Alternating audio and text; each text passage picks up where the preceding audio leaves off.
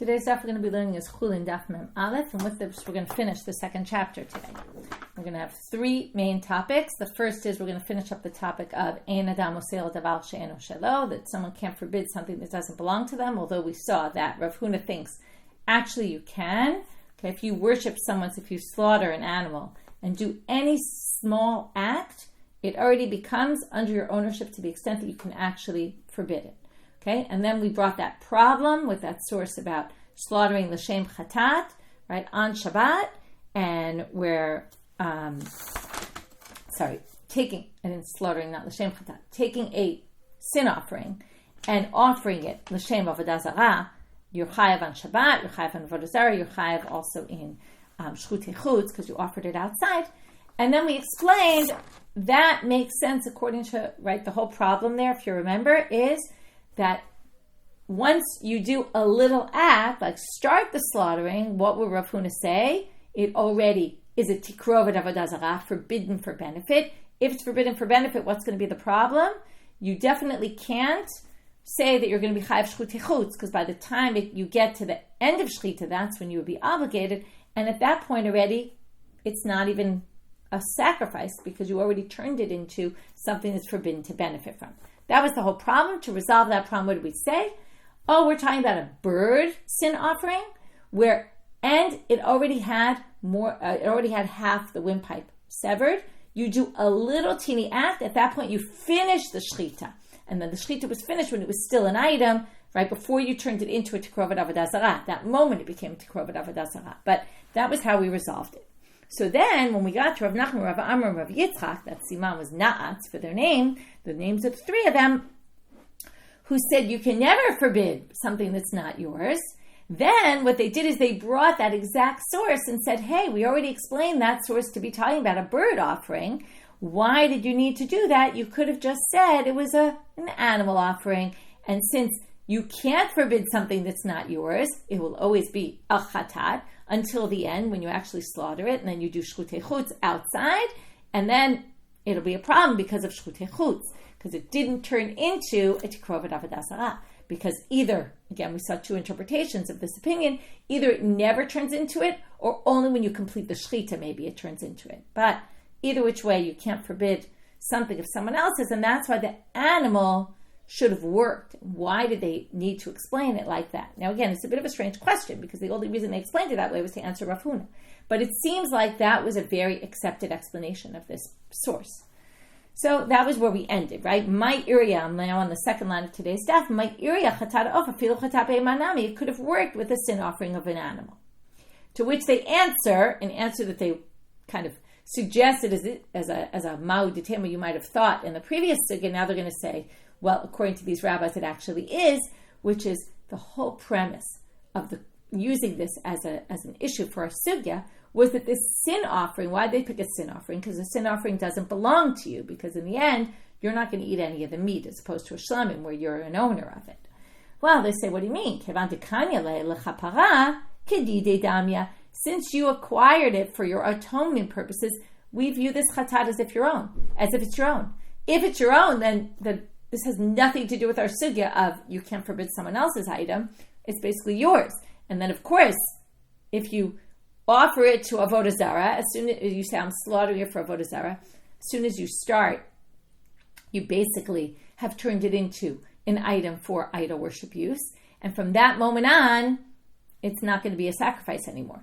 So only in the case of the bird, where it's already almost sacrificed and you do a little action, that little action then will be called shchutei chutz, because in the end you finish your shchita before you turn it into a tikrovet. But you understand, by changing it and saying this actually is owned by you, then it totally removes it from being a difficulty. And that's actually what we're going to do with the next two difficulties. We're going to have two more difficulties on Rav Nachman and his chevra of rabbis that all agree with him, and we're going to resolve them in the same way. We're going to bring a source that we think is someone who's not the owner of the item and is able to forbid it. And if they say, ein adam oser davar shelo, you can't forbid something that's not yours, you can't prohibit it, then how are we going to explain this source? And in the end, they're going to answer the same way they answered this one, which it actually belongs to the person who did it. Okay, tashma. Or I should say, partially belongs in this case. Okay? Shnayim ochazim b'sakim v'shochatim. This was in the Mishna. Two people are holding a knife and they're slaughtering together.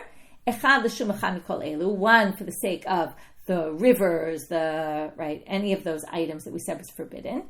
Ve'echad l'shum davar kasher. And the other was doing it for the sake of a kosher slaughter. Shchitato psula. Now, what do they assume here? If two people are slaughtering one animal, the animal obviously belongs to one of them and not the other. So, what do you see here? The person who's slaughtering for the yam, presumably could be either one of them is the owner and the other one is not. Seems like they're slaughtering someone else's animal, and yet they can forbid it. How can that be?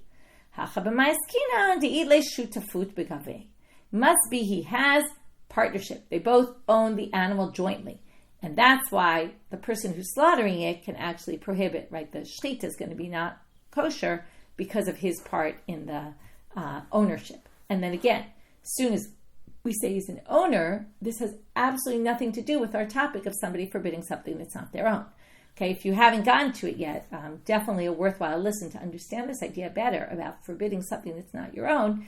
If you want to listen to Din and Daf this week, it's all about, comparing different sugyas where the sugya comes up. Sometimes they say yes, sometimes they say no, right? Where's the line drawn about what things you could do this with and what things you can't? So it's a very interesting topic to delve in depth into. Tashma, another source, very similar to the previous, but something a little different. Hamitame v'amidamea v'amenasech. If I take your item that's pure and I make it impure, okay? Let's say I'm tameh, and I can pass on impurity to your food, and I do that. Hamidamea, I take your truma and I mix it up with chullin, and now you can't tell the difference which is which, and now you're stuck because the only thing you can do with this is sell it to a kohen for a lower price. All these cases, okay, the mitame case, we're going to have to assume you only eat your stuff in impurity, or maybe you were mitame truma, and then that ruined your truma. Okay, I'm causing you a financial loss. Hamenasech, I take your wine and I offer it up as a libation to some other god, okay, to idol worship. Bishogeg patur. If I did it unwittingly, okay, what does it mean I did this unwittingly? It seems like a weird thing to do unwittingly. So Rashi gives us some examples. He says, you didn't know it was truma maybe when you made it impure. Or when you mixed it up with the chullin, you had no idea it was truma. Or you didn't know that ne'esar b'nisuch, you didn't know that saying, I'm offering the wine up as a libation to an idol was wrong and it was going to mess up your wine. Or I thought it was my own wine and I did it, thinking it was my wine. I didn't realize it was your wine. That's all sorts of cases where you could do something b'shogeg and you'll be exempt. But if I do it b'mezid, if I do it intentionally, I'm liable. Okay, now before we go on to why this is relevant to us, Rashi points out a few very interesting things about this exemption of shogeg and then the obligation if I'm mezid. So Rashi points out that if you remember the very famous sugya in Bava Kama, we learned Adam u'ad lo'olam. A person is always responsible for damages. Bein er, bein yashem, whether you're asleep or awake, whether you're shogeg or mezid, whether you did it unwittingly, you're always liable for damages. So what's going on here? Why am I not liable for damages? I caused you a financial loss. I should have to pay, even if I'm unwitting about it, right? When it comes to punishments for something ben adam lamakom, between us and God. So if I do it unwittingly, right, I don't get punished. But depending, there's certain things I might have to bring a korban chatat in certain cases if it's shogeg, but I'm not going to get the penalty. But in damages, I caused you damages. What's the difference if it was unwitting or not? So Rashi explains here that this is a different kind of damages because what do we call this? It's in the category of hezek she'eino nikar. We've also learned about this before. If I make your stuff tameh, or I mix your chullin and truma, or I offer your wine as libations. Now, it's different than if I smash your car. Okay? If I crash your car, everyone's going to see. There's damage there that's noticeable to the eye. But these are damages that are not noticeable. And that puts it in a different category of damages. Not noticeable damages is not the same as noticeable damages. And that's why, which is a whole interesting topic in and of itself. We're not going to delve into this today, but it's a very interesting topic that it's in a different category. And that's why b'shogeg, you're exempt. You're even exempt b'mezi. But the rabbis, Rashi explained, the rabbis kansuhu. They made a kanas here. The rabbi said, if we say, listen, this isn't really damages, you're not obligated, well then people who are angry at their friends will just go ahead and offer all their wine up as libations and ruin all the wine in your wine cellar, They could really cause a lot of damages by doing that. So to prevent that from happening from an intentional standpoint, we're going to institute a penalty. Okay, but that's that. Number two, they say, what about kimle b'derabah mineh? Okay, what's that? Kimle b'derabah mineh is that when you have two penalties, you always get the more severe. Now, if I offer your wine up as libation for idols, I'm liable the death penalty for offering it up to idols. So how am I obligated to pay money? Usually we say you only do the harsher one. So Rashi gives an explanation for that, and he says, listen, it says in the Gemara in Gittin that when it happens at a different point, when the chiyuv to pay is going to come in before, because as soon as I take your wine in my hand, I've already acquired it, meaning I've stolen it. And then when I offer up as a libation, only then am I liable the death penalty. So this is just a good way to review a lot of basic sugyot that we saw, and that's why I brought in this Rashi. Okay, back to our topic.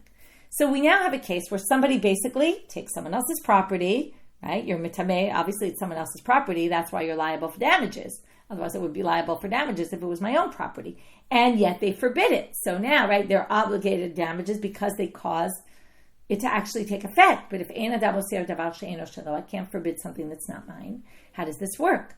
So hachanami de'ile shutafut begavan. Must be we jointly owned it. And then I was able to do it because I owned it also. It was my own.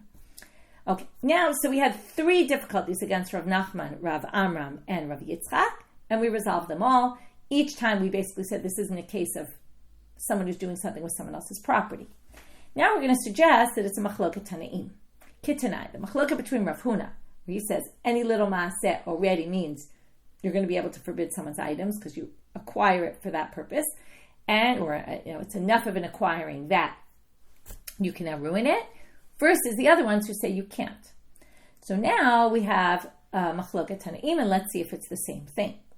Oved kochavim shenisech yeno shel Yisrael. There's already a difference here. Here we have a non-Jew doing something to something of a Jew's. But what does he do? It's pretty similar. He takes the wine, he offers it up as a libation. Shelo b'fnei avodah zarah, not in front of an idol. That's a side point. But he does it not in front of an idol. Asaro, according to Tanakama, he forbids it. This is like Rav Huna, who said you can forbid someone else's item. So the item is now forbidden.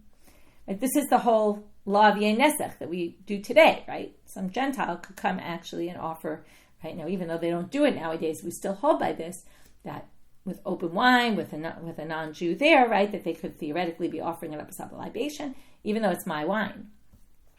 Rabbi Yehuda ben Batera for Rabbi Yehuda ben Bava mitirim oto mipnei shnei dvarim. They say, and according to them, it wouldn't be a problem nowadays.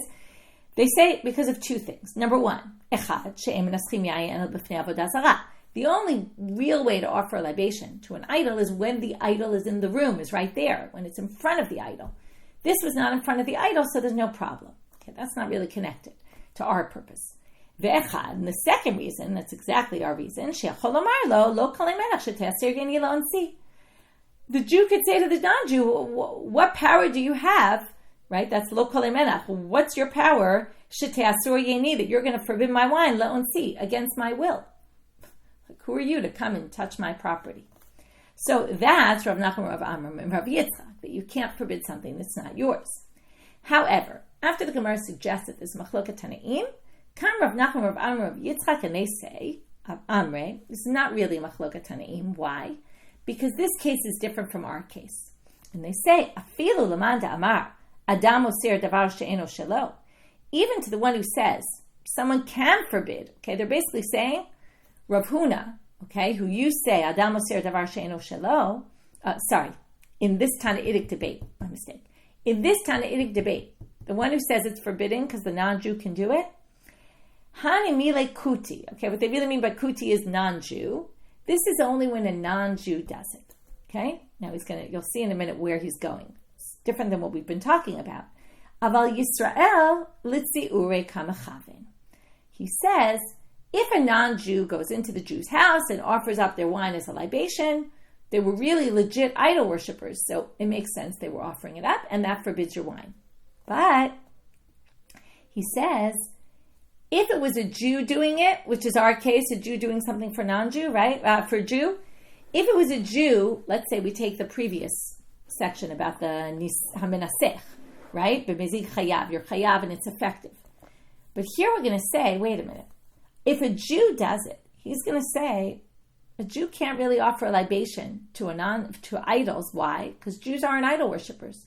And if a Jew does that, Rav Huna and they're right, they're going to say this is not the same debate as us, because the one who says asul is not really matching Rav Huna. He really thinks that if a Jew offers up a libation, it's not going to ruin my wine. Why not? Because the Jew is probably just trying to annoy me and say, oh, I'm offering up your wine as a libation. But he didn't really mean to offer it to an idol. Jews don't worship idols.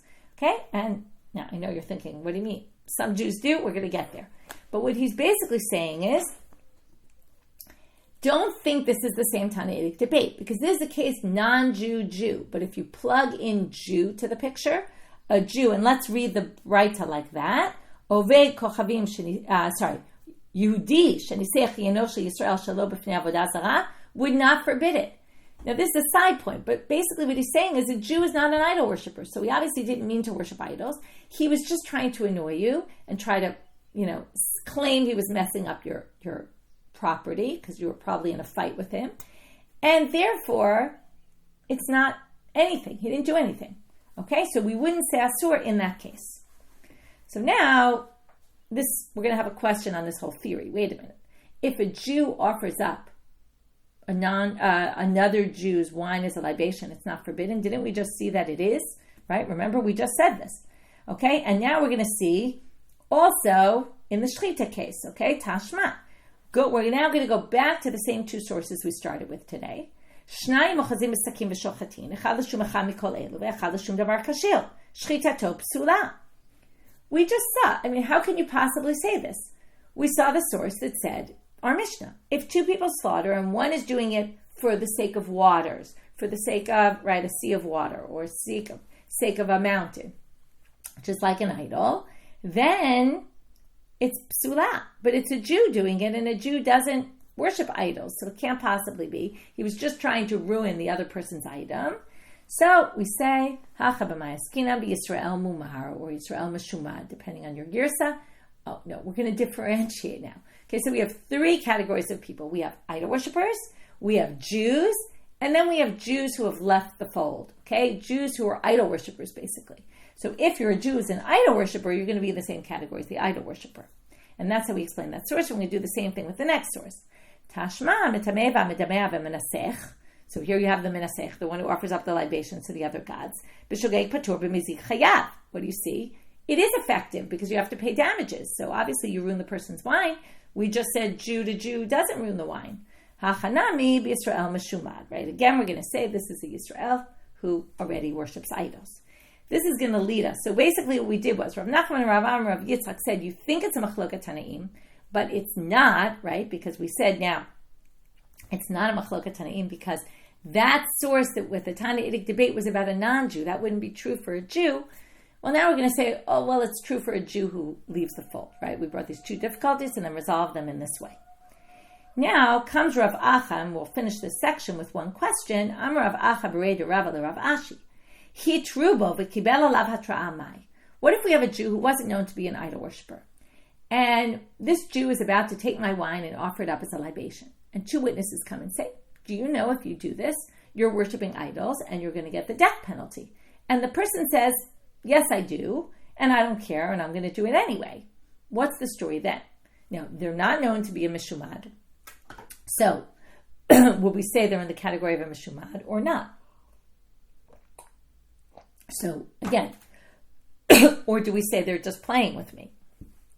So, Amarle, Rav Ashi answered, He tiratz mo lemita ka'amalt. This person permitted himself to die. Basically, he said, I don't care about my life. You say I'll get the death penalty for this? I don't care. En lecha mumar gadol mizeh. That's or mishumad gadol mizeh, right? That's basically as there's no better proof than someone who says, I could care less, I'm doing the idol worship anyway, to prove that clearly you're an idol worshiper and clearly they're a Jew who does not care about idol worship, does not care about keeping the mitzvah of not worshiping idols, and therefore obviously is a mishumad, and then obviously he does forbid your wine, because if he was serious about the idol worship, then obviously he forbids your wine. If he's not serious about the idol worship, then he doesn't. Okay, we'll summarize this part at this point, I think, because we're doing 3 completely discrete topics connected to 3 discrete Mishnayot. We'll summarize each section as we finish it. So we had here was a big debate between Rav Huna and the other 3 rabbis with Rav Nachman at the head. So Rav Huna and Rav Nachman basically saying, can you forbid someone else's item with a small action? According to Rav Nachman, you can't forbid anyone's item either at all, or, which was Rashi's interpretation, or Rabbeinu Hananel's interpretation, which is only if you do a real serious maaseh. Okay? Then we brought difficulties, yesterday's shir on Rav Huna. Now we brought the difficulties on Rav Nachman, 3 of them. In the end, we basically said that, right, we resolved them all by saying, all these cases are cases where the person is a part owner or somewhat of an owner, right? Like the chatat was somewhat yours because you purchased it. So, and the other ones you were partners in, and that resolved all the difficulties. Then we tried to suggest to machloket tanaim. We brought a tannaitic source, but that was about a Gentile. And Rav Nachman and his chevra tried to say, well, that's very different because a Jew, you would think they weren't really being serious about the nisuch yayin. And then we had to just say, well, what about all the other sources where we see a Jew does and it's effective? We said, oh, that's only a Jew who has already decided that they worship idols. Now we're going to move on to the next Mishnah. Ein shochatin. Okay, before we get to this Mishnah, I just want to go back to the previous one. The previous Mishnah was this case where you slaughtered for mountains, for bodies of water, which we already learned. Those things are not really idols. So this Mishnah that we said, shchitato psula, the reason why it wasn't prohibited to benefit from is because it's not really forbidden by Torah law, because it's not really an idol. The rabbis basically said, we're going to forbid you, though, to slaughter for the mountain, even though it's not really an idol. We're going to forbid it because you might say then, oh, I can then worship something that actually was really an idol, okay? Or slaughter for in the name of something that was an idol. So to avoid that, they basically made a gzera d'Rabbanan. We're going to forbid this case as well, even though it's not actual idol worship. Now we're going to move into an even lighter topic. Okay, if we go from Torah law, right, to right. So if you slaughter for an idol, for sure that's forbidden by Torah law, and it's the shechita is disqualified. If we say by rabbinic law, right, that's the previous, which they're not really idols because the mountain can't be an idol, anything attached to the ground, but it's close enough to it that we're going to say your shechita is disqualified, but it's not forbidden to benefit from. Then we move to category 3, which is things that look like something. You're actually not doing anything wrong yourself, but it's what we call maris ayin, right? Marit ayin, maris ayin, okay, however you call it, but it basically doesn't look good. People will see you, they'll misconstrue what you're doing, and this is always a fascinating topic. Actually, on the Hebrew side, Rav Tubal delved into this week, which is this idea of, well, this doesn't look good. In other words, people will see it, and they'll think that you're doing it for the sake of an idol, and they'll think that they can do it also. Okay, that's the problem, that you're going to lead others to sin. So, ein shochatin lo letoch yamim. You can't slaughter where the blood goes directly into the water. Rashi explains because people will think that you're offering the blood to the god of the water.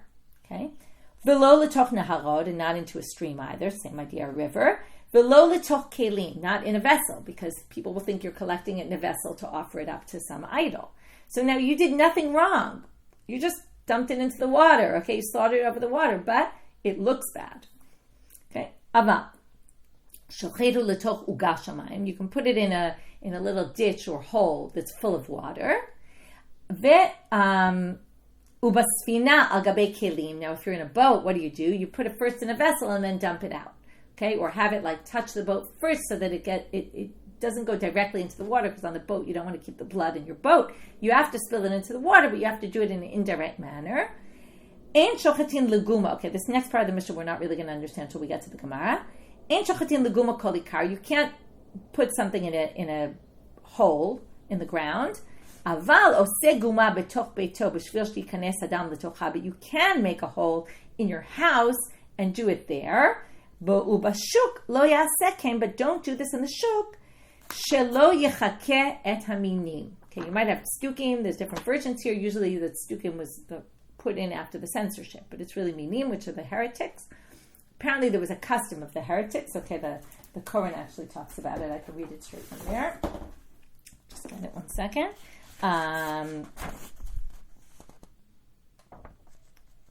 Sorry, just finding it. caveats here. There was an ancient custom to slaughter an animal so that the blood ran into a hole in the ground, dating back to the beginning of the Greek era. Okay, that this was some custom that they would do. The blood would collect in the hole as a form of offering to the dead and as a matter of divination or necromancy. Okay, so that was some custom. Now, it's not exactly the same here, we're going to see, because that was they would pour blood into, right, it said into, they would slaughter it and the blood would go into a hole in the ground. We're going to get there soon. Okay? There's a few things that don't make sense about the end of this Mishnah. First, it says don't make any sort of hole to put the blood in, right? Then don't slaughter into a hole. Then it says, oh, but you could do this in your house. And then it says, oh, but you can't do this in the shuk. So 3 sentences that don't exactly all work together because I already said you can't make a hole at all. So what's it talking about? And the way I explain that custom, you'll see how that all connects. So ein shochatim lo letoch. So first we're in lo letoch yamim. Okay, so now, but they want to know, why can you do it in this ugav mayim? Remember, you can put it in this hole that's full of water. So Mishna letoch yamim shelo. Why if you put it in the sea? Okay, we're at the top of Amabet. Doesn't work. Because people will say you're offering it up to the sar of the water. Well, letoch uga shel mayim nami amre lebivuat kashachi. So if you put it in this uga of water, people will think that you're offering it up to your own reflection, right? That you're worshiping yourself. Because when you put it in the water, right, you see your reflection. So Amarava ba'achurim shanu. No, we're talking about cloudy water. You can only put it in this ditch with water in it if the water's cloudy and you can't see your reflection. If you can see your reflection, the concern is that you're actually pouring it into the water to offer it to yourself, to your reflection. So now we're going to make sense of these last few lines, and we're going to have Abaye and Rava, each with different interpretations, and we're going to reject Abaye's right away. Okay, it just said you can't slaughter into a hole, a ditch, in any way, shape, or form. And then it says, oh, you can do it in your house. So Amar Abaye, Reisha beguma shabashuk. So Abaye says, no, the beginning is the shuk. Don't put in a guma at all in a public space, but in your house you can. What's the problem? Well, the problem is then what's line 3 coming to say? Oh, but you could do it in the shuk. I'm sorry, but don't do it in the shuk because people will think you're imitating the mini. So that's what Rava says. Since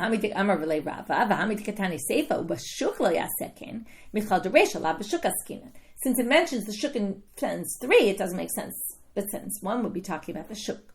So Ela Amar Rava. So Rava comes and says the following. Hachi Kamar. This is how you should read the Mishnah. Ein shochatin leguma kol ikar. Okay, you cannot put the blood, pour it straight into a hole. Can't do that. How's he going to explain what do you do in your house? Well, if you want to clean out the blood from the slaughter from your garden or your courtyard, what do you do? If you make an area, like make a little channel, dig in your house, in your courtyard, slaughter the animal there, and then indirectly it will go into this guma. That was exactly the custom they were talking about that I read about in the Koran, okay? Where it wouldn't go directly into the hole. You would do it into a channel. It would go from there and go into the ditch. So now, that you could do at home, but you shouldn't do it in the shuk in public because it looks like you're imitating the minim, okay? Now that's a problem because, first of all, there's this issue of chukotehem lo telechu, which we're going to see soon, right? It's basically doing that in public is an act of non-Jews, okay? It's this custom they said here in the Koran of the Greeks, and you're basically doing customs of it's also heretics, right? And it's, I guess, the Jews that were trying to be like the Greeks were doing this, and it's this ancient Greek custom, right? So you shouldn't be doing this. So that's how you read it. So number 1, don't put the blood straight into this hole in the ground, but you can do it indirectly as long as it's in the privacy of your own home. If you're doing it in public, that's already mimicking this custom. And in fact, Tani Kavate de Rava, there's a braita that proves Rava, and with that we'll finish this Mishnah and move on to the next one. If you're in a boat and there's not enough room to slaughter it, you put your hand out over the edge of the boat and you slaughter. What happens? The blood is going to first, you do it right over the edge of the boat. The blood drips on the edge of the boat. And then from there it goes into the water. Okay, so we don't want you to slaughter it directly into the water, but you could do it indirectly. Ve'ein shochet leguma kol ikar. This is the important part that we brought this for. Don't put it in a hole in any way. But if you want to clean out your courtyard, ketzad oseh makom chutz leguma v'shochet v'dam shotet v'yored leguma. Ubashuk lo yasekin. By the way, I forgot to mention, why can you do this at home and not the shuk? Because if we're worried about maradayim, people will see you in your courtyard. They'll say, "Oh, that person's just cleaning out their courtyard." But if they're doing it in the shuk, okay, here's a good assumption. Nobody's doing it to clean up the shuk. Nobody cares about the shuk. It's public property. Nobody comes and cleans public property. Okay, unfortunately, right? I mean, nowadays there are people who care enough to clean public property. Maybe also there were street cleaners who would do it, and therefore you're not responsible to clean it. So, right, like I wouldn't clean, like sometimes you go on a hike and there's mess there and there aren't enough people cleaning up. So you feel the responsibility on my street. I know the street cleaner is going to come and do it, so I'm not going to bother doing that. So, bashuk, you can't do that because that's the way maradayim works. If someone could see it and say, oh, you're just cleaning your courtyard, so they're not thinking that you're doing this ancient Greek custom. But if you're doing it in the shuk where there's no reason to think you'd be doing this other than that Greek custom, then it would be a problem. So, and here they said, don't do like the customs of the Gentiles. This is the fascinating part. It has to do with something not really connected to our sugya. But in those days, they were very worried about all these heretics that were living amongst the Jews. And to uproot them, they did all sorts of things. Remember, that's why they put in the bracha v'lamalshinim. The minim, right? It was the bracha of the minim. There shouldn't be any hope for minim. The hope was that if a min got up to daven, right, they wouldn't want to say that bracha. It was basically cursing themselves. So minim, these Jewish heretics, wouldn't get up to daven. That was a way of uprooting them from being the chazanim. So same thing here. If you see someone do that in the shuk, you better check up on them and see, are they really a heretic? Okay, and then we can get them out of our community and realize that, they're heretics. So, again, to review right now, what did we do? We have this Mishna of things that you can't do because of marid ayin, because people will think that you're offering them up to gods, or people will think that you're mimicking these customs of other religions, which is a problem of and they'll think that it's okay to do, right? And then the question is, what's okay, what's not okay, right? And then we had to figure out the way those three sentences work together. Don't make a hole. You can't make a hole in your house. So again, it meant you can't actually pour it into the hole, but you can indirectly have it go into the hole. And it was the same solution for the boat.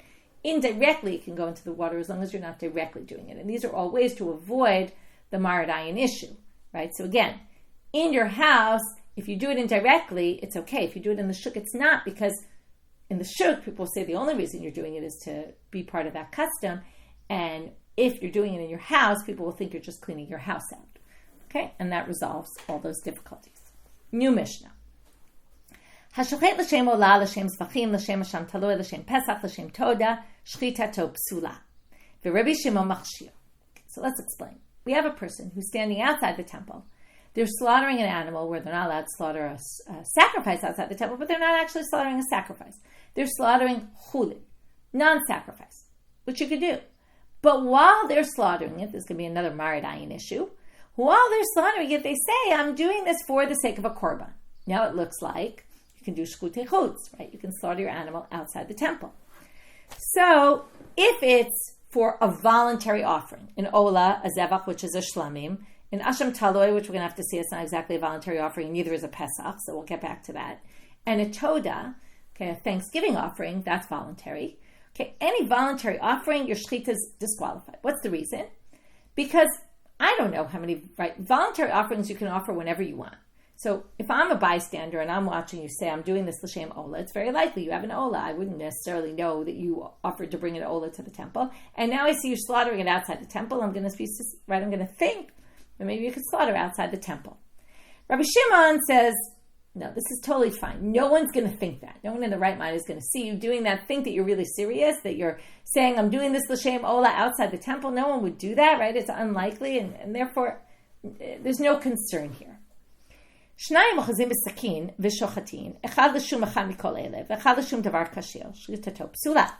same as the last Mishnah. What if two people were slaughtering? One did it for the sake of an ola, and the other just said, I'm slaughtering it regular, didn't say anything like that. Well, the shechita is disqualified because of the one that said, I'm doing it for an ola, or whatever else he said. But on the other hand, we have hashochet l'shem chatat, l'shem hasham badai, l'shem bechor, l'shem masir, l'shem tmura, shchitato kshera. These are all what we're going to see in a minute. The Mishnah is going to say so. These are all non-voluntary offerings. So I'm doing it for the sake of a sin offering, for the sake of a guilt offering, for the sake of a firstborn, for the sake of the tithe, one of my animal tithes, for the sake of a tmura. This is if I say I'm taking this animal in place of a different animal, I'm slaughtering this in its stead. Now you can't do that, but if you do call something a tmura, you actually have to sacrifice it. So your shchita is valid. Zeh haklal, this is the rule. Kol davar shenidar v'nidav, hashochet l'shmo asur. She'no nidar v'nidav, hashochet l'shmo kashir. Here's the rule. If it's something that can be a voluntary offering, then it's a problem. Again, according to the rabbis, not Rabbi Shimon. If it's not a voluntary offering, then it's fine. Now, what's the reason? It's actually hard to understand this Mishnah. Rashi explains the reason is that if you do, the assumption is, and you have to make this assumption, if I owe a sin offering, people know I owe a sin offering. It's something that word gets around about. Voluntary offerings happen all the time, so people don't know. These are much less common. If it's a bechor, everyone will know I have a bechor. If it's maser, again, it's hard to really understand why everyone would know which of my animals is the 10th animal or not, and then when they see me doing it, they'll know that that's not it. Like, they'll know I don't have any maser animals to bring now, or they'll know I have no bechors. Now, why they would know that is a good question. It was interesting in Mishna Eretz Yisrael, which is Safrai's book. He tries to give a bit of a different explanation. It's clear the Gemara goes in this way. He claims, he kind of says that what's going on here, he says this isn't in the time of the temple, because he says, it's a good question. He says, in the time of the temple, not in the time of the temple, it's not in the time of the temple, then what's the issue of shchutei chutz, and people seeing, and the maradayin issue. So what he says is, and what does it have to do with the previous Mishnah? We were talking about avodah zarah, how we get all of a sudden to sacrifices. So he claims, and you have to think more about his theory, and I don't know if it's, accurate or not, but I'm just bringing it as a theory. He says that this is kind of like the previous Mishnayot. It's a person who basically is trying to say there's no temple anymore and there's no sacrifices, but they're trying to say, I'm doing like a ruchani, spiritual action here with my sacrifice, and with my non-sacrifice animal, right? And I'm doing. He calls it like it's like a sanctification, b'muvan rigshi dati, like an emotional or spiritual, religious. You're trying to do something from a spiritual, religious sense, okay? And then that's how he reads the Mishnah. And to do that with, nidarim or nidavot, since when there is a temple, I could just decide I want to voluntarily offer something, then it looks like you're actually doing it in a real way. Since chatats, ashams, of course, when there's no temple, you can't do them, so it doesn't really look like, right? It doesn't look like anything. It looks like I'm doing nothing, and therefore it's not an issue. So we developed some theory about it. It's worth thinking about a little bit, because what's very, I think, more compelling about his is more not his theory about it, but the difficulties he points out in the Mishnah, right? I don't always have time to look at Mishnah, but when I get to a Mishnah, that a lot of things about this Mishnah don't really make a lot of sense. So I went to look there and see, and he raises a whole bunch of questions and difficulties with the Mishnah. Anyway, that's an aside.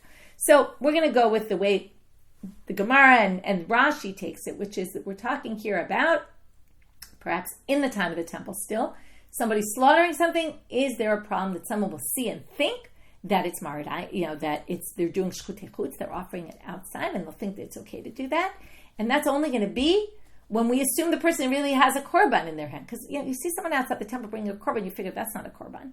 But if there's reason to think that maybe they have a korban and I didn't know about it because they can always just volunteer offerings, then it's a problem. If it's something that's very unique and specific, and I don't even know that they're obligated this, so probably they're not obligated this. And again, why would I know about everybody? And when they bring sin offerings, it's a really good question. So that's not fully resolvable. Now, sometimes there might be a court decision about it, so maybe because of that. But again, there's more questions than answers on this Mishnah.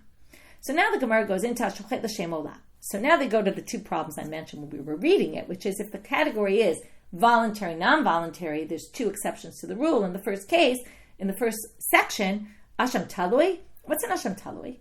That's something where I'm not sure if I ate a piece of something, of fat. I'm not sure if it's chelev, which is forbidden and I have to bring a sin offering, or shuman, real fat, which is not a problem. Which one is it? I don't know. So what do I do? Well, I need atonement because maybe I did something wrong. Until I figure out if I really ate chelev, I bring this asham talui, and it gives me atonement in the meanwhile. Tides me over till I figure out what really happened. And then if I find out I really ate chelev, I'll have to bring a sin offering. So that's bar nidar v'nidafu. That's not a voluntary. That's if I ate something, that is a safek. So I'm Rabbi Yochanan, Hamane Rabbi Elazar. You might remember this. He says this Mishna follows Rabbi Elazar's position. If I want, I can bring an Asham Talud every day, even if I don't know that I ate something, right? People live in some people are a little obsessive about things. Maybe I did something wrong today. Maybe I did something right. You can just every day bring one to cover yourself and get atonement. So therefore, it turns it into a voluntary offering. Pesach, bar nidav v'nidavu, zim nekviyah. What do you mean? Pesach's not a voluntary offering. You can only bring it one day a year. Amar Rabbi Yoshaya, shani Pesach hu il v'afrashato kol hashana kula. You can designate a Korban Pesach any day of the year you want, and if you were to bring it into the temple and offer it, it actually becomes a shlamim. Remember, a Pesach shelo bizmano, and not in its time, becomes a shlamim. So it's basically like a shlamim, because you could really offer it any day. Okay. Now comes Rabbi Yanai and says, since this is a maradayin issue, he says, I'm Rabbi Yanai, lo shanu eletz mimim. This is only if the animal is perfectly fine, perfectly whole. Aval ba'alei mumim, but if you're offering a blemished animal and you say, this is for my ola, made idea. Everybody knows you're not really doing a sacrifice because it's blemished and everyone can see. Rabbi Yochanan amar afilu ba'alei mumim nani zim nindirami le'midi amuma v'lo yediyah. What do you mean? You could cover up the blemish. Not everyone's going to see it, right? This is the whole marasayin issue always. Is it, right? What will people see? What will they not see? What will be obvious? What will not be obvious? So not always obvious there's a blemish. It could be covered up. So he disagrees. Hashochet l'shum chatat. Now we go to the second category. Amar Rabbi Yochanan, doshanu ela she'ino mechuyav chatat. You say, this chatat's going to be fine outside if you don't owe a sin offering. But if you owe a sin offering, the people will think your offering is your sin offering. Avam mechuyav chatat, right? Ema l'shum chatat said. People will think maybe you're doing it for the sake of your sin offering. Because remember, we said the whole thing is people would know if you own a sin offering. So I was saying, if you really do owe a sin offering, then people are going to assume. So they say, no, because v'halo ka'amar l'shem chatati, but you didn't say for the sake of my sin offering, you just said for the sake of a sin offering. There's no reason to think that you're talking about your own. Amar Rabbi, which is a little bit strange, but okay. So Amar Rabbi Avram ba'omer l'shem chatati. What Rabbi Yochanan said is, if you owe a sin offering, and you say I'm doing this for the sake of my sin offering, then of course it's a problem, because then it's pretty clear that, and then it would look like maradayin, that you're really doing this seriously, and that would make other people think that they could do it as well. So therefore, again, we're going to say the meat that you shechted is not kosher. L'shem temura. Amar Rabbi Elazar, we're going to do the exact same thing. Lo shanu ela she'en lo zevach b'toch beito. This is only if you don't have an animal in your house that was designated for a sacrifice. But if you have an animal, yesh lo zevach b'toch beito, ema, people will say, imure amir be. Maybe he's doing a temura for that sacrifice he already has in his house. V'halo karma l'shem temurat zivchi. But the person didn't say, same question as before, didn't say, this is in place of my korban I have in my house. So Amar Rabbi Avram ba'omer l'shem temurat zivchi. He meant if I have an animal in my house and I'm saying I'm offering this in place of my sacrifice, then it's going to be a problem. Zeh klal. So now we're going to try to figure out, and with this we'll finish. Zeh klal latu yemai. What's it coming to include? And now we have two lines of the principle. So we're going to have to say what's the first one coming to include, what's the second one. The first one is anything that's nidar v'nidav. We already listed tons of things in the Mishnah. What are they including more than the ones listed in the Mishnah? Well, latuye olat yoledet. I'm sorry, I skipped the line. Latuye olat nazir. The olav and nazir. Demau dete mahalo nadao. Emar nadar bitsina. What's the thing with the nazir? A nazir has to bring an ola, right? So the olav and nazir, if you say this is in place of my olav and nazir, you might say, right, well, maybe it's more like the chatat, because if he was a nazir, everyone would know, right? But no, that actually belongs to the first category. It's a problem. Why? Because people will say maybe he did a neder of nazir in private.